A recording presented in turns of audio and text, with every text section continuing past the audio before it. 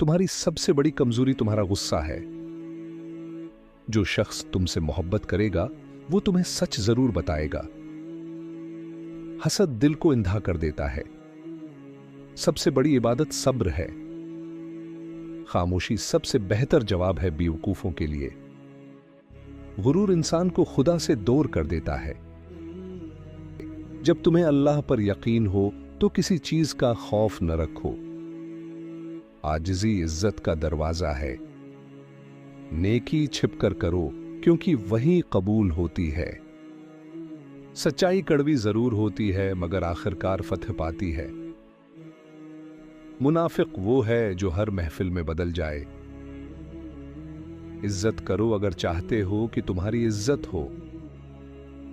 माल खत्म हो जाता है मगर किरदार बाकी रहता है। सबसे बड़ी जीत वो है जब तुम अपने नफ्स पर काबू पालो।